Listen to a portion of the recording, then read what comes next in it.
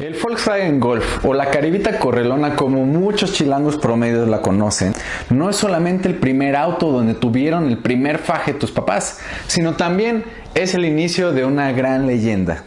Mi nombre es Luis Miguel García y hoy estaría chido saber sobre el Volkswagen Golf.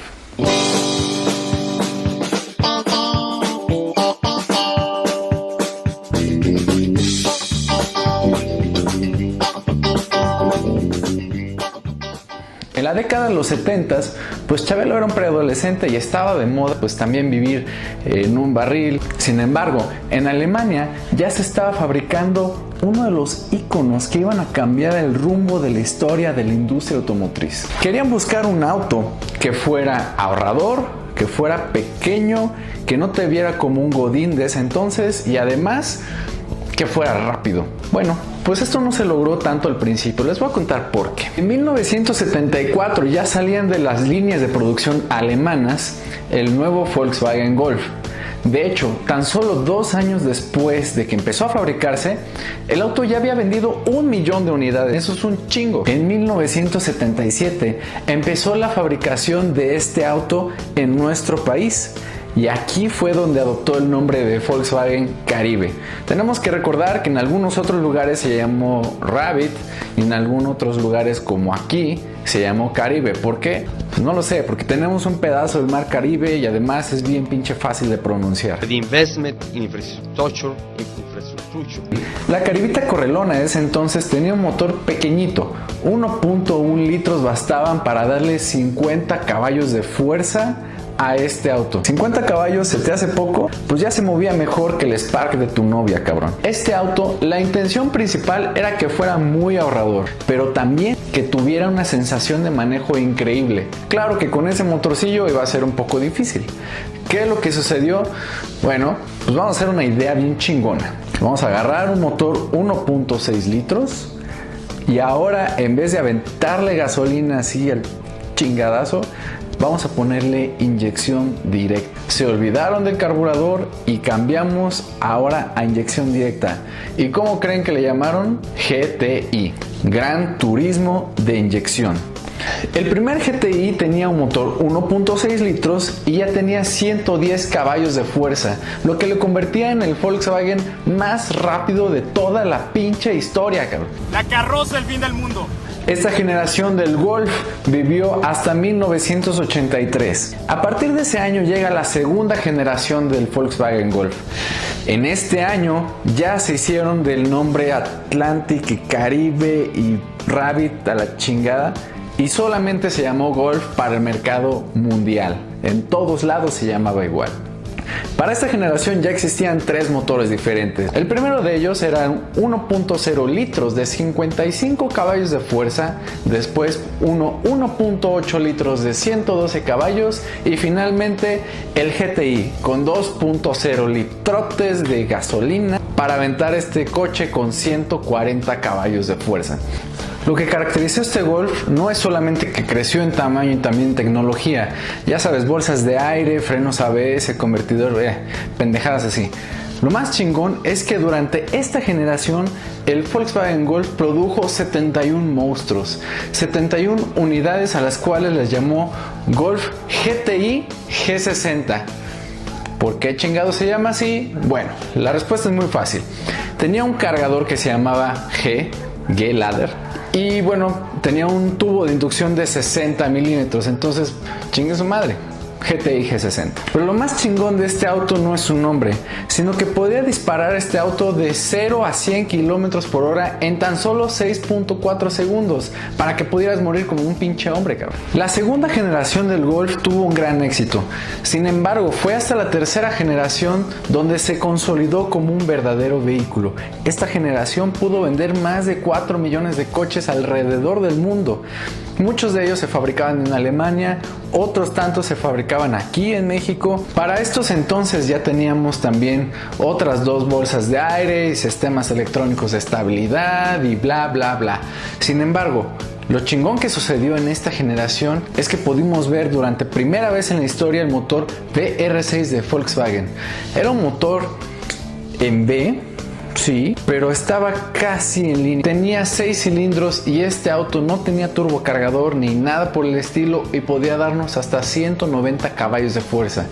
Ese motor VR6 continuó existiendo durante muchísimos años, inclusive no solamente en el Golf, sino también en otros vehículos como el Jetta o el Passat o algunas otras camionetas. La tercera generación, bueno, pues ya vio nacer también a un motor que era muy confiable, el 2.0 litros de 115 caballos de fuerza. Y la neta no hay mucho de qué hablar esta generación.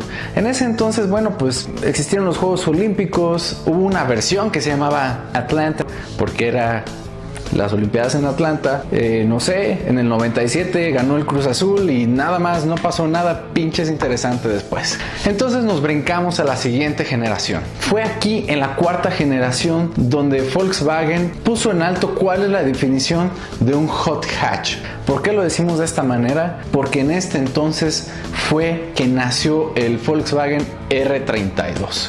Al igual que todos los pinches nombres de Volkswagen, pues tienen que ver con algún punto de la vida. Igual y R era el nombre de Roberto y 32 porque era un motor 3.2 litros. Bueno, era un V6 también. En este entonces el R32 podía darnos hasta 250 caballos de fuerza. A ver, estamos hablando de un auto de más o menos 1 tonelada con 250 caballos de fuerza y mucha gente pendeja que lo manejó y claro que era una bestialidad. Con este motor, este Volkswagen Golf R32 se convertía en el Volkswagen Golf más potente de toda la historia, superando al Volkswagen Golf GTI, bla bla bla. Este ya era una mera chingonería y de hecho rara vez puedes encontrar uno en la calle que sea real y original. Hasta esta generación, es decir, la cuarta generación, fue que siguió fabricándose en México. En la quinta y sexta generación regresó la producción hacia Alemania y de hecho en la quinta generación ni siquiera conocemos al Volkswagen Golf en nuestro país, solamente llegó el GTI. En esta cuestión ya llegaba un Volkswagen mucho más sofisticado, con faros de xenón, con unos rines así bien pinches locos, con una transmisión de doble embrague y también con un nuevo motor, el 2.0 litros turbocargado. Desde ese entonces ya podía darnos 210 caballos de fuerza y claro que lograban toda la intención de ser un auto atractivo, pequeño, pero además que fuera muy potente. La sexta generación del Volkswagen Golf era completamente traída de Alemania.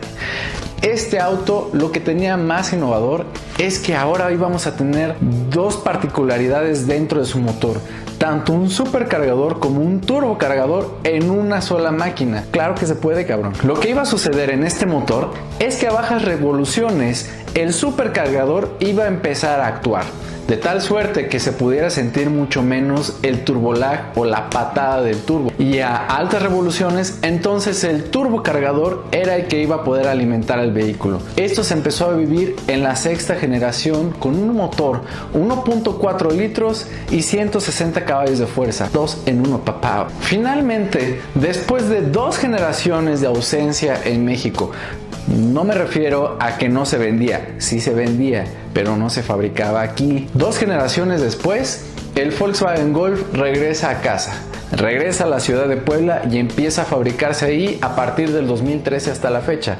Esta sería la séptima generación del Volkswagen. Ya en esta séptima generación se pudo consolidar un Volkswagen Golf híbrido que bueno, era mucho más amigable, pero no por eso quiere decir que era más lento.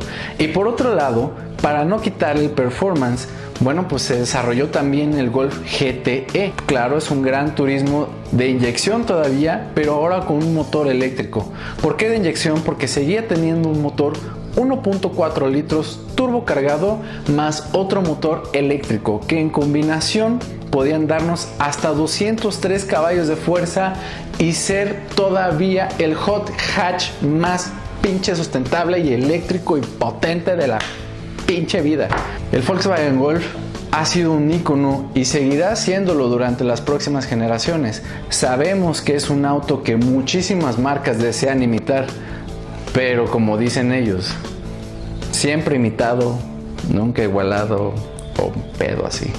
Bueno amigos, amantes del mundo motor, pues este es mi pequeño esfuerzo de acercarme con ustedes para poder contarles sobre lo que nos gusta platicar, que es básicamente coches. Y claro que siempre nos gustaría saber sobre qué coche quisieras aprender y bueno, qué estaría chido saber sobre tu coche en particular. Sabemos que hay muchísimos sistemas, mucha tecnología, muchos avances y además cosas básicas que a veces no sabemos hacer y claro que estaría chido saberlas en caso de alguna emergencia. Mi nombre es Luis Miguel García y nos seguiremos viendo la próxima semana.